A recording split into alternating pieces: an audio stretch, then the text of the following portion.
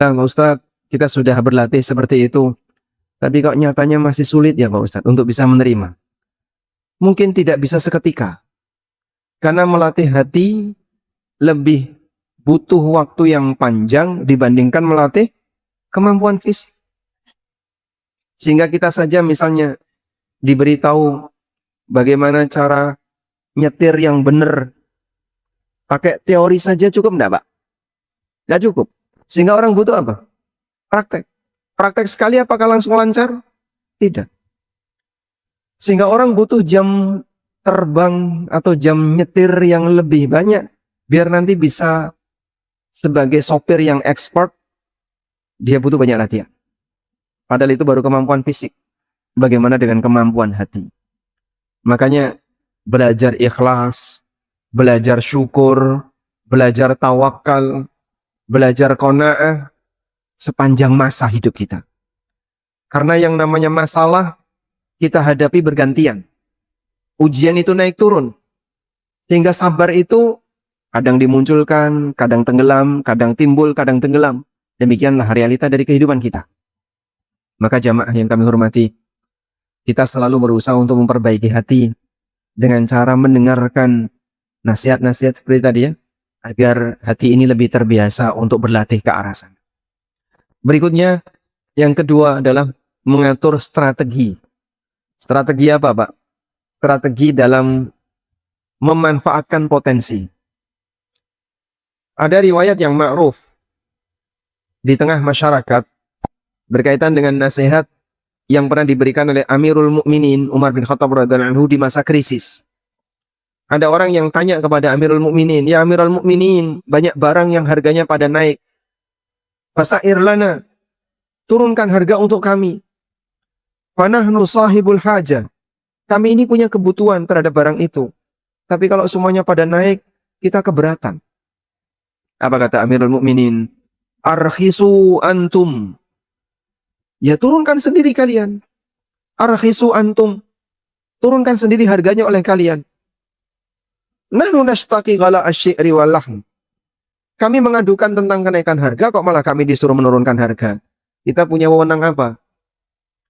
Tapi beliau tetap menyarankan, arkhisu antum. Turunkan harga sendiri. Terus apa maksudnya? Utruku lahum. Maksudnya adalah jangan belanja. Ya dek, larang ya orang sama kesal. Jadi kan? Sehingga ketika kamu kesulitan untuk bisa mengejarnya, jangan memaksakan diri untuk bisa mengejarnya. Ada sebagian orang, mohon maaf ya, dia selalu pengen anaknya itu sekolah di tempat yang mahal. Pada saat sumber penghasilannya masih bagus, SPP nggak jadi masalah. Biaya-biaya nggak jadi masalah. Sampai akhirnya dia menghadapi kendala, beratnya untuk bayar SPP disebabkan karena sumber pendapatannya tidak seperti dulu. Nah terus gimana? Arkhisu antum. Ya kalau nggak bisa untuk ngejar sekolah yang mahal, jangan dipaksakan. Tapi anaknya pengen seperti itu, biar bisa ngejar teman-temannya yang lain. Ada nggak jaminan kalau sekolah mahal pasti bikin anak itu sukses masa depannya? Ada Pak? Nggak ada. Coba yang sekarang sukses, Insya Allah. Yang bisnisnya sukses boleh angkat tangan. Yang bisnisnya sukses. Bapak, bisnis apa Pak? Rumah makan gratis Purwokerto. Masya Allah. Sukses Pak? Alhamdulillah, selalu rame ya? Alhamdulillah, selalu rame, berarti sukses. Kita kasih hadiah. Ini contoh pengusaha yang sukses.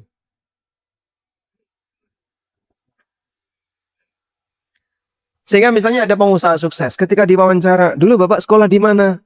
Apakah di SD negeri yang bonafit, SMP negeri yang mahal, dan seterusnya? Ternyata tidak. Karena nggak jaminan sekolah mahal, hasilnya berhasil. Meskipun juga tidak bisa dibalik. Nggak jaminan sekolah murah, hasilnya baik. Sebab masa depan anak kita nggak tahu. Tapi pengennya kayak gitu ya. Kalau pengennya kayak gitu, itu berarti menuruti kemauan kamu, bukan kemampuan kamu.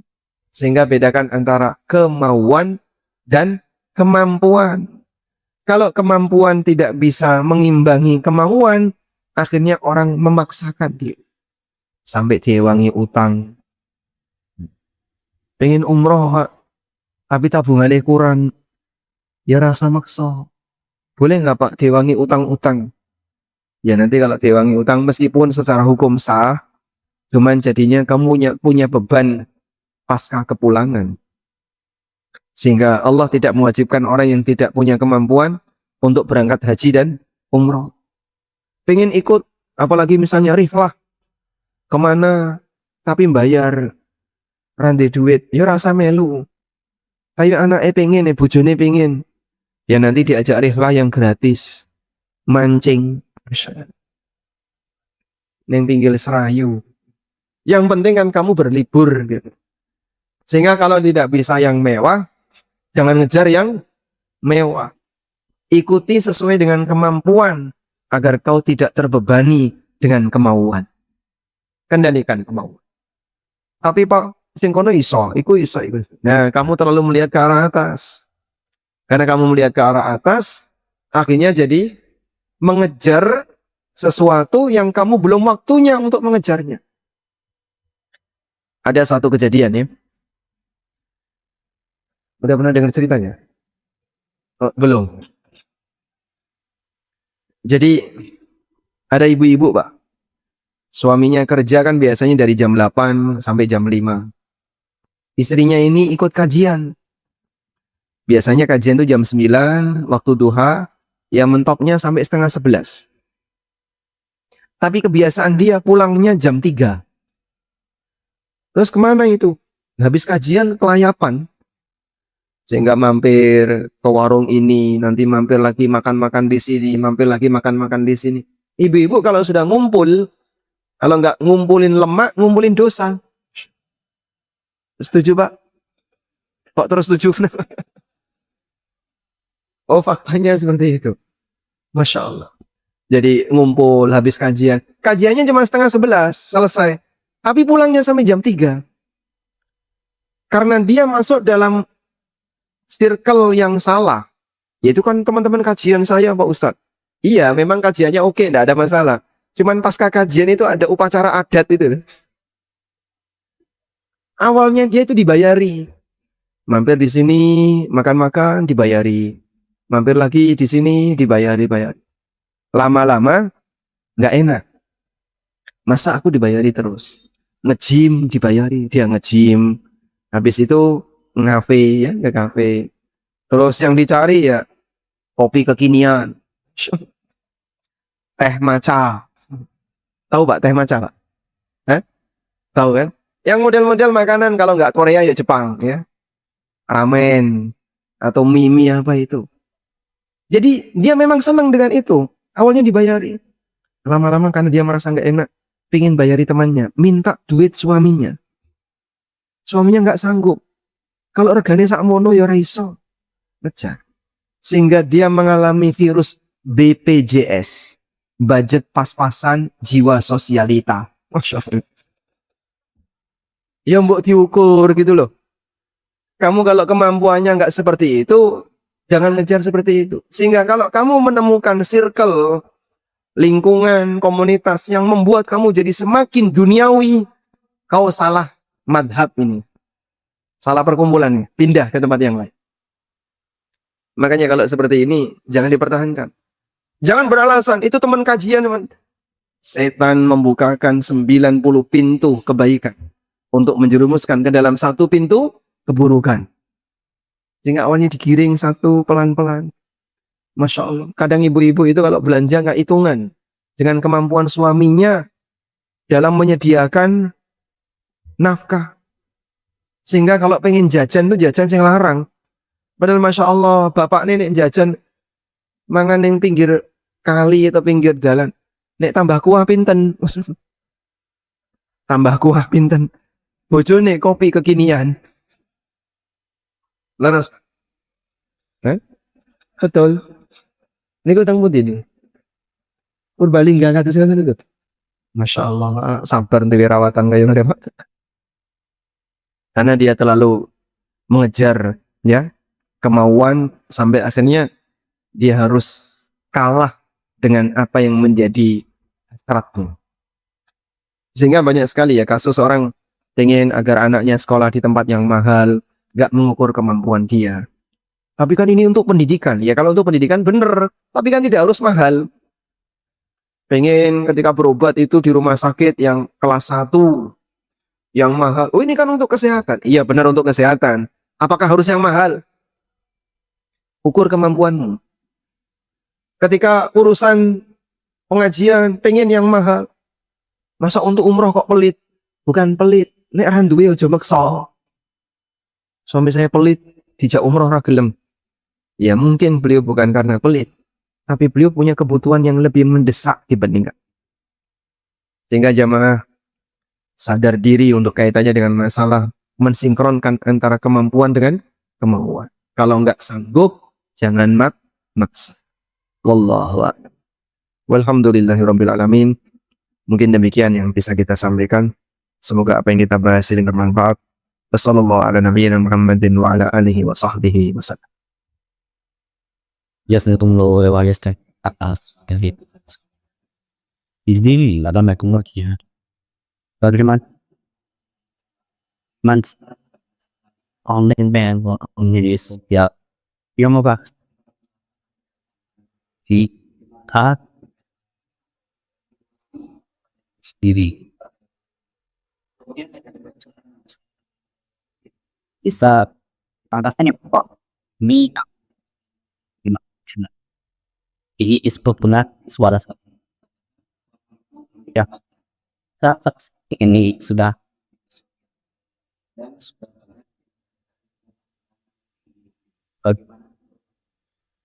Baik. Pertama yang perlu kita pahami begini ya. Keberhasilan duniawi itu tidak bisa dijadikan ukuran kebenaran perbuatan. Ulangi ya. Keberhasilan duniawi tidak bisa dijadikan sebagai ukuran kebenaran sebuah perbuatan. Contoh, nggih. Golek pesugihan yang dukun. Berhasil. Oh, berhasil itu nyata nih. Berarti benar nggak ini, Pak? Hah? Ya tetap salah. Tapi kok berhasil? Ya, bisa jadi diujo sama Allah. Dilulu. Istidraj. Sehingga dia semakin yakin dengan penyimpangan itu disebabkan karena dimudahkan oleh Allah untuk melakukannya.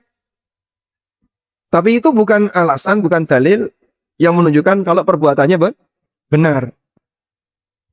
Bahkan contoh yang lain yang lebih gampang. Orang maling berhasil. Apakah berarti malingnya benar? Ya jelas salah. Baik, karena itu sebatas ini berhasil. Dengan cara seperti ini berhasil. Itu belum tentu bisa kita jadikan sebagai standar ukuran kebenaran. Tapi kalau standar ukuran kebenaran dikembalikan kepada aturan. Bagaimana aturannya? Aturannya seperti ini. Maka berbicara tentang benar dan tidak, kembalinya ke aturan. Bukan kembali kepada keberhasilan. Kok ada orang rajin ngerokok tapi sehat walafiat, tetap kita katakan rokok itu berbahaya. Hukumnya terlarang untuk dikonsumsi. Nah, tapi ki ngerokok wis umur 70 sik ngerokok ya ora mati-mati. Orang ngerokok umur 30 mati. Ya bukan karena itu. Masalah umur tidak ada yang tahu. Tapi kita sepakat benda ini memberikan madorot, memberikan bahaya bagi kesehatan. Sepakat para dokter. Baik. Nah selanjutnya kalimat afirmasi yang benar itu gimana sih? Bapak tahu kalimat afirmasi, Pak? Kalimat yang tujuannya untuk memotivasi diri sendiri, pernyataan-pernyataan positif. Aku bisa, aku hebat, aku sukses, berhasil dapat sekian, padahal nggak dapat apa-apa. Sehingga kadang ada orang di depan cermin gitu ya. Hebat kamu, kau memang pengusaha sukses. Kau adalah pengusaha yang berhasil, hebat. Kau bisa dapat omset per hari 1 miliar. Padahal zong, nggak punya apa-apa. Cuman dia ngomong seperti itu. Ya memuji diri sendiri kalau kayak gini bisa jadi terlalu berlebihan. Dan yang dikhawatirkan adalah justru akan menimbulkan sifat ujub. Lah terus kalimat afirmasi yang benar seperti apa, Pak? Lihat ini. kalimat afirmasi yang benar, pernyataan pribadi yang benar. Nabi SAW mengajarkan Sayyidul Istighfar. Allahumma anta rabbi la ilaha illa anta khalaqtani wa ana abduk. Kau ciptakan aku ya Allah, dan aku hamba. Wa ana ala ahdika wa wa'dika mastata' a'udzu bika min syarri ma sana'tu abu'u laka bi ni'matika alayya. Aku akui seluruh nikmat yang telah Engkau berikan kepadaku. Wa abu'u laka bi dzambi, dan aku akui segala dosaku kepadamu. Faghfirli, maka ampunilah aku. Seperti itulah kalimat afirmasi yang diajarkan Nabi SAW. Contoh yang lain. Allahumma inni abduka, ibnu abdika, ibnu amatika, nasiyati biyadik, madin fiyya hukmuk, adlun fiyya qada'uk. Ya Allah, aku adalah hambamu, anak dari hambamu. Anak dari hambamu, yaitu siapa? Bapak dan ibunya. Wa ana ala nasiyati biyadik, ubun-ubunku di bawah tanganmu. Mudah bagi Allah untuk mencabut nyawaku seketika. Madin fiyya hukmuk, telah lama berlalu hukummu. Wa adlun fiyya qada'uk, dan keputusanmu untukku selalu adil. Itulah kalimat afirmasi. Jadi afirmasi yang diajarkan dalam agama Islam itu menampakkan kerendahan diri dia di hadapan Allah Subhanahu wa ta'ala. Kalimat afirmasi yang lain adalah selalu mengembalikan segala sesuatu kepada Allah. Sehingga pada saat orang itu mendapatkan nikmat, dia mengatakan, hadza min fadli rabbina. Ini adalah karunia Allah yang Allah berikan kepadaku. Liyabluwani aashkuru am akfur. Agar Allah mengujiku, apakah aku bisa menjadi hamba yang bersyukur ataukah jadi hamba yang kufur. Seperti perkataan siapa? Sulaiman alaihissalam. Kalimat afirmasi yang salah ketika dia mengatakan, innama utituhu ala ilmin indi. Aku berhasil seperti ini karena aku pinter pemasaran, karena aku orangnya ulet, karena aku orangnya rajin, karena aku pinter manajemen. Itu perkataan siapa? Qarun. Jadi model afirmasi, aku hebat, aku bisa, aku ini. Niru Qarun.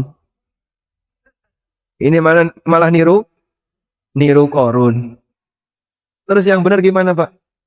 Tunjukkan, kamu ini hamba di hadapan Allah Subhanahu wa ta'ala. Satu-satunya yang kuasa Allah. Kalaupun kau berhasil, kembalikan itu kepada nikmat Allah. Ini semuanya adalah karunia Allah. Hadza min fadli rabbi. Ini adalah karunia dari Rabbku. Seperti itulah kalimat afirmasi yang benar. Kalau berhasil, Pak, ternyata dia membuat pernyataan tadi kok berhasil. Yaitu bukan indikator kalau itu benar. Karena ukuran keberhasilan dan tidak bisa kita jadikan sebagai apa? Standar benar dan salahnya sebuah perbuatan. Wallahu a'lam. Terus ada apa terus?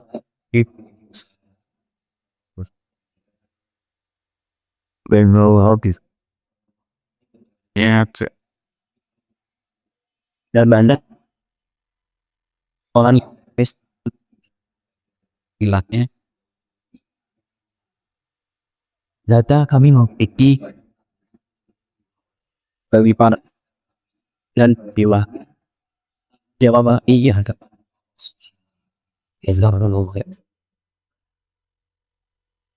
Yassallahu umurakum. Pertama, tanggung jawab Bapak ke distributor tetap harus diselesaikan. Tetap harus dibayar ya. Walaupun Anda didolimi oleh konsumen. Ditipu konsumen, nggak dibayar sama konsumen. Karena tidak boleh kedoliman si A, terus kita balasnya dengan mendolimi si B. Wala yajrimannakum syana'anu qaumin ala alla ta'dilu. Jangan sampai gara-gara kedoliman sekelompok orang kepadamu, lalu kamu jadi membalas kepada orang lain. Kamu kan didolimi si A. Kenapa kamu mendolimi si B? Gentenan Pak, gantian. Aku dhisik jika ana kaya ngono ya saiki aku kaya ngono karo liyane. Nyuwun sewu nggih. Nyuwun sewu lho niki. ada senior menekan junior, ya, sudah, seniornya pensiun, juniornya jadi senior, maka gantian dia, muncul junior yang baru, dia ditekan oleh seniornya. Saat dikonfirmasi, loh kok sampean kayak gini, aku dhisik dikonokno kaya ngono kok. Sehingga dia membalas ke tempat yang salah. Dia membalas ke tempat yang salah. Dhisik aku dipentung ya, saiki gantian aku mentung. Akhirnya senior ini pun pensiun, junior ini naik. Maka gantian lagi, masuk junior baru. Seperti itu terus. Rantai itu tidak putus. Maka yang sudah pensiun, kami beritahu yang sudah pensiun, Anda membuat dosa jariah. Karena Anda di rantai ini. Jadi kan diikuti oleh bawahannya tadi. Ya, walaupun orangnya sudah pensiun. Nah terus pripun Pak? Sampai dhisik melu toh, melu. Dosanya urung hilang itu Pak. Selama masih ada junior yang ngikutin budaya seperti itu, terus akan mengalirkan dosa. Itulah yang disebut dengan dosa jariah. Dan ASN yang sudah pensiun banyak punya dosa jariah. Loh, kok sampean wani ngomong kayak gini di tempat umum? Tidak masalah, Pak. Kita nggak nyebut nama, dan negara kita butuh edukasi seperti ini. Kami nulis buku fikih ASN, ditakuti oleh sebagian ASN. Nggak sampai pesan itu kepada mereka, kecuali yang melalui kajian seperti ini, nek saya gelem ngrungokno. Sebab ada yang kayak gitu, Pak. Senior ngajari junior. Manipulasi data, manipulasi anggaran. Nah, saat juniornya jadi senior, dhisik koyo ngono, dhisik bapak-bapak yang dulu itu seperti itu, gak apa-apa, dipadane wae. Dipadane karo sing dhisik. Ini pensiun, juniornya ganti. Dipadane wae koyo sing dhisik. Koyo ngono terus. Sampai kapan? Sampai kapan?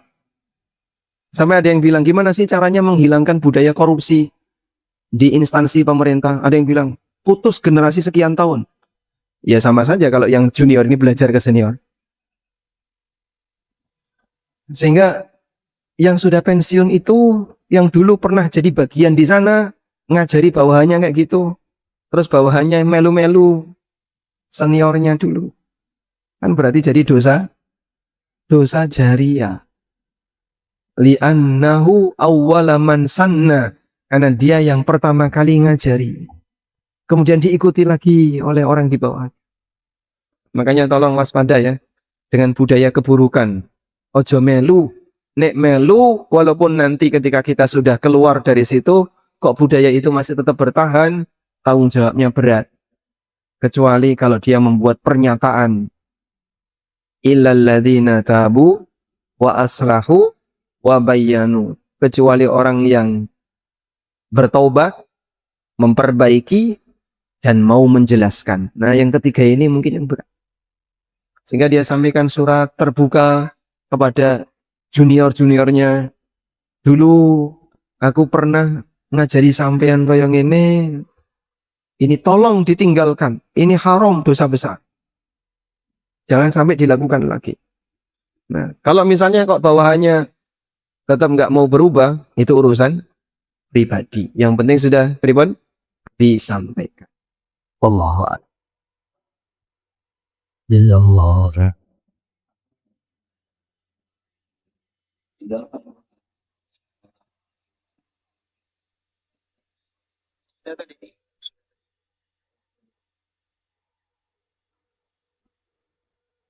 Kita ganti pertanyaan. Betul. Saya no buka, no riset has saya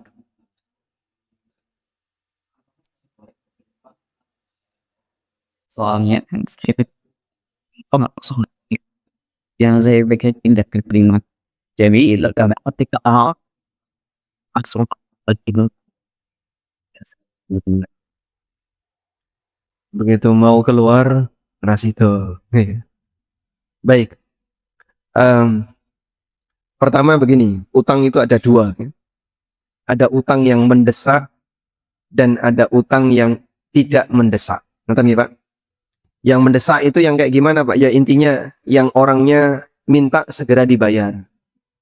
Kalau mendesak seperti ini, Anda sebagai orang yang membawa harta orang itu, segera kembalikan. Dan Allah perintahkan, innallaha ya'murukum an tu'addul amanati ila ahliha.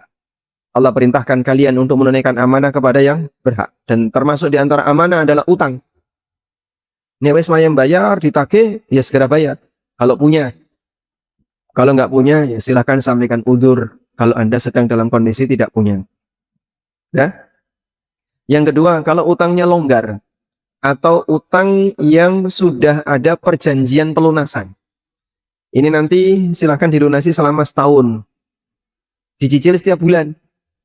Dan Anda rutin nyicil setiap bulan, disiplin sesuai nominal yang dijadikan, yang menjadi kesepakatan. Nah, berarti Pak, kalau sedekah boleh nggak kayak gitu? Asal tidak ganggu cicilan, silahkan. Asal tidak ganggu cicilan. Tapi kalau ganggu, sehingga disebabkan karena Bapak sedekah, jadinya utangnya tertunda bayar, nah ini ganggu. Kalau seperti ini jangan dilakukan. Prioritaskan kewajiban Anda kepada orang lain. Ada kaidah ya. Haqqullah yubna alas samaha. Wa haqqul makhluk yubna alal masyaha. Samaha masyaha. Hak Allah itu dibangun di atas prinsip toleran. Hak makhluk dibangun di atas prinsip pelit. Aku gak bisa sedekah ya. Ya sudah, gak usah sedekah dulu. Sedekah itu hak siapa? Hak Allah. Kalau kamu nggak bisa sedekah, ya sudah nggak usah dipaksakan. Tapi kalau sama makhluk, prioritaskan. Karena makhluk itu pelit. Artinya gini, kalau ini tidak diselesaikan segera, bisa jadi masalahnya jadi lebih, urusannya jadi tambah dowo. Urusannya panjang. Nanti mungkin dia nuntut di akhirat dan seterusnya. Makanya diselesaikan dari awal. Wallahu a'lam. Lengkap? Baik. Ini bacanya apa, Pak? Istighfar. Apa tadi ya, Masya Allah. Pertanyaannya, sebutkan pengaruh pertambahan iman ketika ikut kajian. Silakan. Gimana? Dapat ilmu baru. Tambah? Yakin. Masya Allah. Sekarang. Baik. Pertanyaan berikutnya. Ini bacanya apa? Angkat tangan. Assalamualaikum. Boten nih. Salah nih. La ilaha illallah. Enggak kelihatan. Saya angkat. Nah. Apa? La tahzan. Terjemahkan dalam bahasa Jawa. Ojo.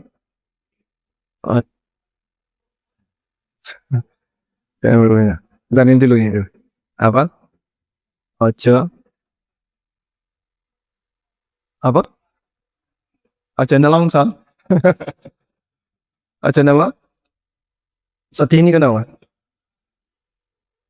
Nelongso. Baik. Satu lagi ya. Siapa nama orang yang ketemu Abu Kilabah? Siapa nama orang yang tadi kita ceritakan ketemu dengan Abu Kilabah? Al-Auza'i. Bukan Al-Auza'i. Sebelum Al-Auza'i. Wonten? Baik, nggak ada. Baik. Saya ganti pertanyaannya ya. Pertanyaannya, kitab apa yang memuat cerita Abu Kilabah tadi? Siapa penulisnya aja, enggak apa-apa. Angkat tangan dulu. Angkat tangan. Enggak angkat tangan. Kalau angkat tangan diizinkan jawab. Oh, baik. Apa? Ibnu Hibban. Apa nama kitabnya? Lupa. Ibnu Hibban tidak punya kitab lupa ya. As-Siqat. Baik. Alhamdulillah. Barakallahu fikum. Baik, demikian Semoga yang kita bahas ini bermanfaat. Sallallahu ala nabiyyina Muhammadin wa ala alihi wa sahbihi wasallam.